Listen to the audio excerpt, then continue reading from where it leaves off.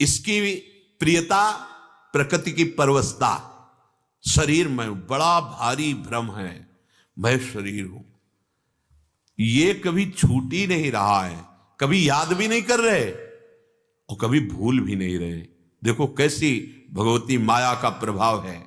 और पदार्थों की प्रियता, ये खाने को मिले, ये देखने को मिले, ये सूंघने को मिले, ये पहनने को मिले, ये भोगने को मिले, ये इच्छा, इन सब की पूर्ति धन से होती, तो धन कैसे मिले, अधिक से अधिक मैं धनवान बन जाऊं, ये प्रियता। इस परवस्था से मुक्त होने के लिए मानव देह मिला है। अब कैसे समझाएं? हृदय में बात इसी की प्रियता की बैठती, तो हम कहीं भी जाते हैं हम इसी की प्रियता मांगते हैं। संत से, भगवंत से बड़ी मंद बुद्धि हो गई।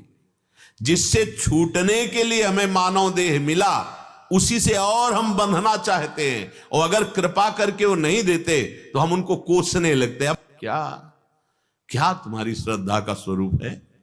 अरे श्रद्धावान लभते ज्ञानम, तुम्हारी थी ही नहीं श्रद्धा, स्वार्थी। अरे स्वार्थ भी कर तो प्रभु से कम दृढ़ श्रद्धा करके कर। बने तो रघुवरते, बने बिगड़े तो भरपूर, इसे श्रद्धा कहते हैं। अर्थार्थी, जिज्ञासु, ज्ञानी, चारों को भगवान स्वीकार करते हैं। अर्थार्थी, अगर तुम्हें धन ही चाहिए तो परम धन प्रभु से अपनापन पहले करो।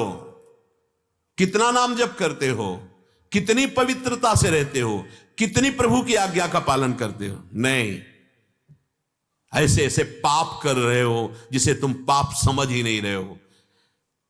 खिलवाड़ बना लिया है गर्भ हत्या को, भ्रूण हत्या को खिलवाड़, व्यभिचार को खिलवाड़ बना लिया है, मनोरंजन बना। इनका परिणाम जो आएगा ना, चाहते हो सुख, मिलेगा भारी दुख। फिर कहोगे मैं मंदिर में गया था, मांगा था, मिला नहीं। किया क्या तुमने? भगवान की आज्ञा का पालन किया? धर्म भगवान का स्वरूप, धर्म से चले, भगवान का नाम जप किया? क्या किया? कर्म तो कर रहे हो, मान दुख भोगने वाले, कौन सुनेगा तुम्हारी? तुम भगवान की सुन रहे हो? ये गीता, ये भागवत, ये संत वाणी, गुरुवाणी, ये भगवान की आज्ञा है, आप पालन कर रहे हो, तुम्हारी कैसे सुन लेंगे? तुम उनका अपमान कर रहे हो, निरादर कर रहे हो, मनमानी आचरण कर रहे हो, उनकी कृपा की अवहेलना कर रहे हो। कृपा से तुम्हें मानव देह मिला है, परमानंद की प्राप्ति के लिए तुम दुखों वाला पापाचरण करते हो, अधर्माचरण करते हो, निंदनीय कार्य करते हो। भगवान ने मेरी सुनी नहीं। पूर्ण काम, महान महिमा, उनको तुम्हारे जैसे तो फर्क पड़ेगा? फर्क पड़ेगा जब तुम उनमें अपनापन करके धर्म से चलोगे, तो वो एक एक कदम तुम्हारे साथ हैं, अनुभव होगा तुम्हें। ये असत कामनाएं बांधने वाली वो करुणा करके नहीं देते हैं, उनको कोसते हैं, लोग कोसते हैं। अपराध आप करते हैं, गलती आप करते हैं, भगवान की आज्ञा का उल्लंघन वो कर रहे हैं और गालियां भगवान को देते हैं। अश्रद्धा, होश में हो जाओ, जीवन का परम मंगल अवसर है। ये छोटी मोटी कामनाएं ये तुम्हें सुख प्रदान नहीं कर सकती। पूर्ण काम, भगवान की करुणा तुम्हें निहाल कर देगी। पर सदाचरण, सबसे पहले आचरण पवित्र करो, भगवान की आज्ञा में चलो, फिर देखो तुम्हारी सुनते हैं कि नहीं। तुम सुनते हो? अंदर से भगवान कह रहे हैं, एक गलत है मत करना, सुना तुमने, अब तुम्हारी भगवान सुनेंगे। तिनकर काल रूप में भ्राता, अब तुम्हें दंड मिलेगा। सिद्धांत को समझना नहीं, मन मानी बोल देना। बातुल भूत विवश मतवारे, ते नहीं बोले वचन विचारे, होश ही नहीं है। भगवान के प्रति अश्रद्धा, भगवान के प्रति वो अब हमारी 10 दिन एकाग्रचित होकर के जपा नहीं होगा। और कामना की पूर्ति कैसे होगी? कामना की पूर्ति बिना अनुष्ठान के हो जाएगी। बड़े बड़े महापुरुषों ने जब कभी कामना की है तो भारी अनुष्ठान करना पड़ा है। वशिष्ठ जी त्रिकालज्ञ और सृष्टि की रचना करने में समर्थ महापुरुष हैं। दशरथ जी पधारते हैं, महाराज हमारी अवस्था ढल चुकी है, हमारे पुत्र नहीं है, पुत्र की कामना है। वशिष्ठ जी ने ऐसे नहीं कहा जाओ तथास्तु हो जाएगा, नहीं, हम उपाय करवाते हैं लेकिन अनुष्ठान करना पड़ेगा। पुत्रेष्टि यज्ञ करवाई, श्रृंगी ऋषि वशिष्ठ बुलावा। अपने जो भाव अनुष्ठान करना था, धर्मशास्त्र के अनुसार तो उसके परम ज्ञाता श्रृंगी ऋषि थे, उनको बुलाया, पुत्रष्टि यज्ञ करवाई, चरु प्रकट हुआ, अग्निदेव प्रकट होकर चर दिया उसको, उससे संतान।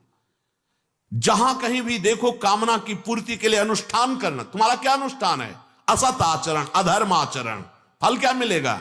अशांति, दुख, चिंता, शोक। कह रहे भगवान हमारी कामना नहीं पूर्ण की, मंदिर में चले गए और बस ना वहां हम प्रभु के भाव से गए हैं कि मेरे प्रीतम, मेरे सर्वलोक महेश्वर। ये भाव भक्त के हृदय में होता है, केवल एक ऐसे स्वार्थ बुद्धि से। वो सुनेंगे, तुमने सुना है भगवान की बात, वो अंदर से कह रहे हैं गलत कार्य कर रहे हो, सुना तुमने? गीता जी में कह रहे हैं ऐसे चलो ऐसे चलो, सुना तुमने? वो कह रहे हैं तुम्हारा मानव देह धर्म से चलने के लिए, तुम्हें भगवत प्राप्ति के लिए मैंने दिया, भजन के लिए, तुमने सुना? अब तुम्हारी सुनेंगे भगवान। तिनकर काल रूप में भ्राता, बिल्कुल समझ नहीं आती।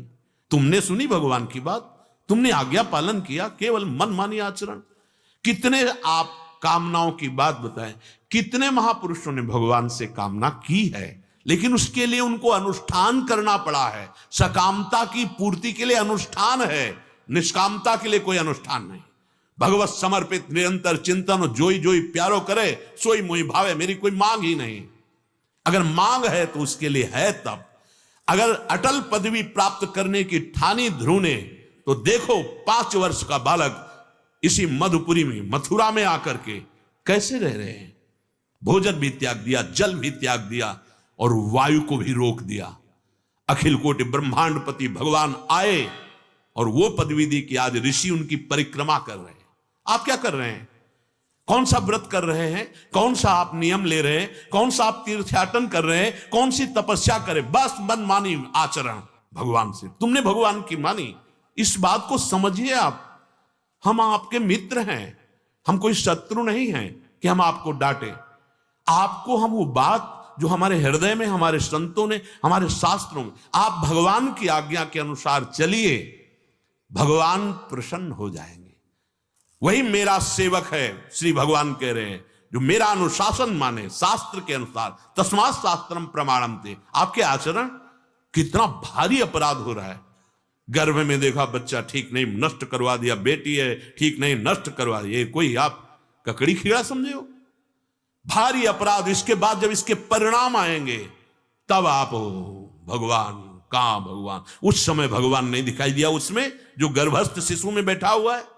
खुद उसका परिणाम उसके जीवन का एक सीमित समय है। अपने आप जो हो अलग बात है, आप उसके कर्ता मत बनिए। कहां इतनी छोटी छोटी बातों में आप ऐसे बड़े बड़े अपराध कर रहे हैं जिनका आपको स्मरण नहीं है। उनका जब परिणाम आएगा तो आपको कोई नहीं रोक सकेगा। कर्म नष्ट कर देता है। अवश्यमेव भोक्तव्यम कृतम कर्म शुभाशुभम, ये भगवान के वचन हैं। कोई भी अगर अनुष्ठान आपको सकामता पूर्ण करे, उसका अनुष्ठान शास्त्रों में लिखा है, उसके अनुसार कीजिए और परिणाम देखिए आता है कि नहीं आता। पत्नी प्राप्त करनी सर्वांग सुंदरी और अनुकूल, तो 10,000 वर्ष तक तप परायण रहकर मंत्र जप करते रहे। भगवान प्रकट हुए, मांगा मुझे पत्नी चाहिए, तो देहूति जैसी पत्नी मिली। आदि सम्राट महाराज मनु की पुत्री, जिनके गर्भ से भगवान कपिल देव के रूप में प्रकट हुए।